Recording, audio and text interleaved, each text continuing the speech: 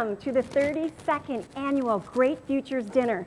My name is Eve Rojas, and I am coming live to you from right here inside the headquarters of the Boys and Girls Club of Greater Houston.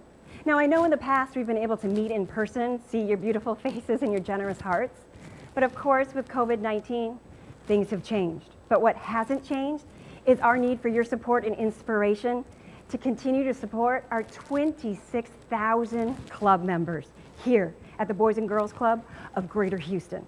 Now again, like I said, we are live, and as much as you can see me, I want to be able to see you. So what I have here off to my side is a monitor that has our social media on it. So what I want you to do, whether you're at home, you're with your family at a watch party, please go ahead and use the hashtag GreatFuturesDinner32. And also, when you pre-registered earlier this week on QTago, there are predetermined levels of pledging. I also want to let you know that you're able to input your own level. But this is a pledge tonight. So what we are going to do after this evening is reach out to you and say thank you and ask you how you would like to fulfill your pledge. And now if you're watching us from YouTube, hi to all of you, you can go to our website, which is BGCGH.org, and that's the website for the Boys and Girls Club of Greater Houston. There's a big green Donate Now there letter that you can go ahead and input your credit card information tonight. So what I'm going to see on both of these, whether you're on the QTago platform or on our website, is your generous hearts donating. And again, I just want to thank you all for gifting us with your time tonight. Please enjoy our program.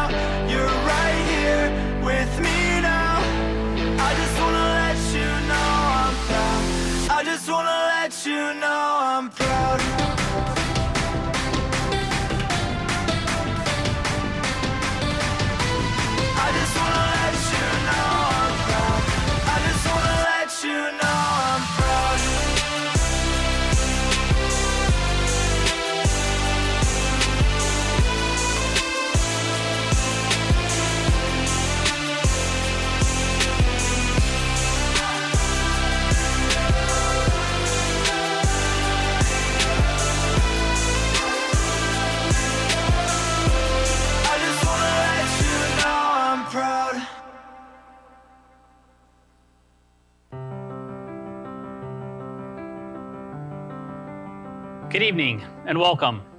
Boys and Girls Club of Greater Houston is the region's leading youth development organization. Since our founding nearly 70 years ago, we have produced significant results in educating, mentoring, and empowering vulnerable youth in ways that have improved their chances of realizing academic and economic success. Essentially, we have and will continue to serve those kids and teens in the Greater Houston region who need us the most to achieve a great future. For the past 6 months, a myriad of crises, including a global pandemic, social injustice, and economic distress, has brought uncertainty and disruption to the diverse communities we serve. However, we have not faltered on our promise to serve as many kids as possible in the best ways possible. During this time, we have addressed food insecurity by providing drive-through food pantries and implemented other innovative food programs. We've provided virtual programming to our youth to help bridge the academic gap between school and in-home learning. We've established learning centers that provide a safe and supportive environment during normal school hours for children that are enrolled in virtual school with no option to attend in-person classes. And we are safely providing our traditional after-school experience with engaging programs and activities.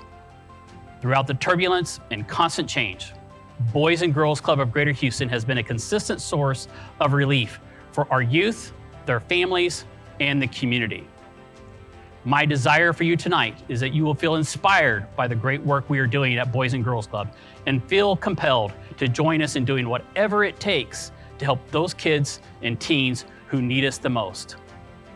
Before I go, I want to share that this event would not be possible without the strong leadership to help us reach our goals.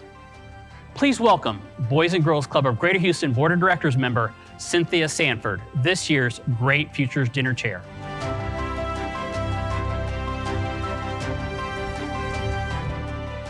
Thank you, Kevin. I appreciate that. I was very honored to have been asked to be the chair of this year's Great Futures Dinner.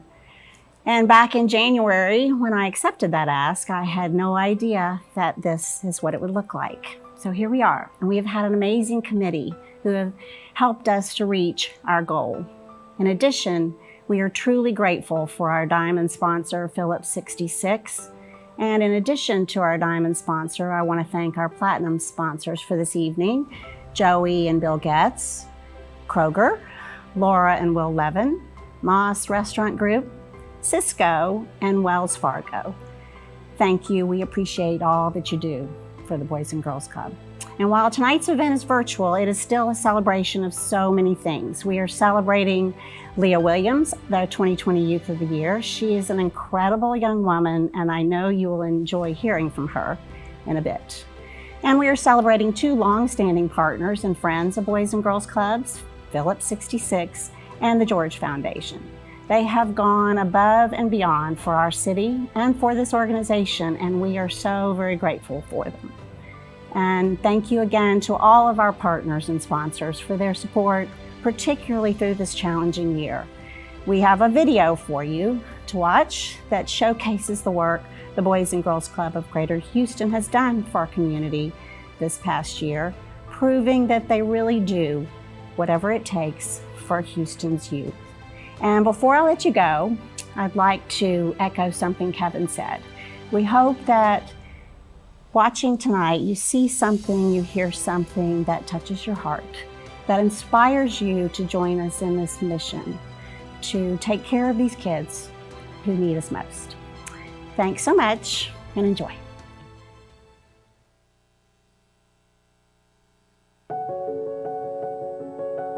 As Texas' largest metropolitan city, one of the biggest in the country, Houston is home to more than 2 million children. We live in an incredibly diverse city. Of any major metropolitan area in Texas, Houston has the greatest share of children living in deep poverty. It is these children that are most vulnerable in our community. Boys and Girls Clubs provides young people with opportunities to engage in programs that help them achieve academic success, take charge of their health by building healthy habits that will stick with them throughout their lives. Boys and Girls Clubs of Greater Houston is a safe place for kids, especially in the underserved communities, to be able to go to after school and during the summer, really be mentored and cared for and make friends and have a great time. My favorite part about going to the Boys and Girls Club is making new friends and meeting new people.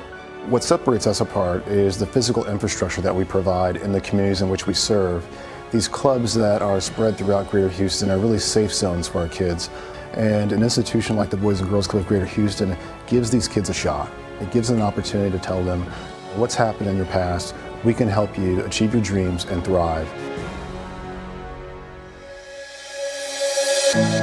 I think it's really critical to any community to have the safety net and a safe place for kids who don't otherwise have a safe place to go. I think it's important to have a Boys and Girls Club in Houston because some kids have nothing to do after school. They just go home and they have no one to talk to. But if you go to the Boys and Girls Club, you have tons of people to talk to about the stuff that happened at school or anywhere else. Economic and health social disparities have always been an impact in our community. And COVID-19 just exacerbated that for the vulnerable and the marginalized community that we are serving. It has had us look for help in new ways, and really grateful that Boys and Girls Club has been able to pivot and to be able to try and meet some of the needs that we've seen our families have.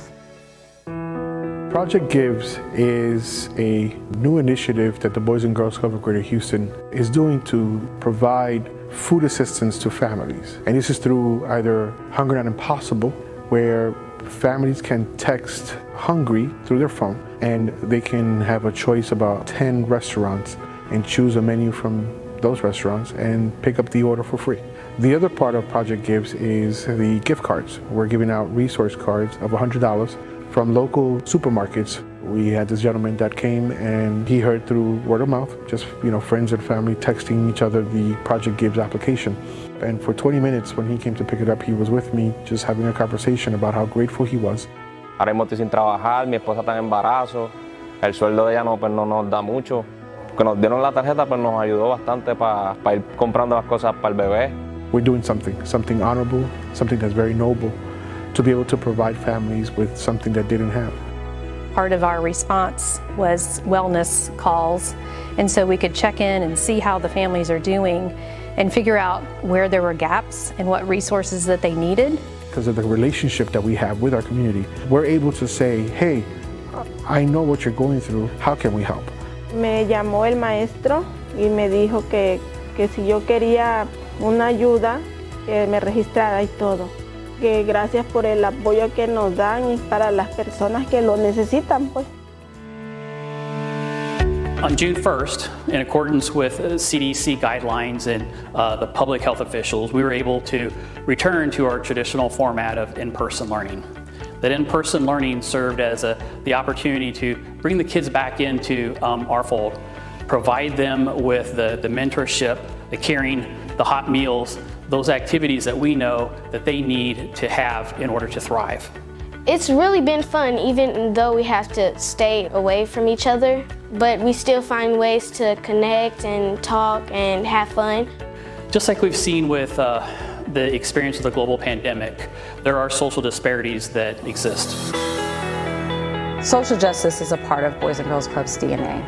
We're very keen and aware of the young people we serve and the communities that we serve, and we're unapologetic about that. We want to make sure that we are supporting our young people and their families, and that includes not only through just out-of-school time services, but how they fare in life. And so during this time, it has definitely been a call to action for us to be even louder and more reflective in this time. And so we've done that through a couple of different ways. And one is being able to support our young people, and particularly our teens, in amplifying their voice through a program called Be the Change You Want to See.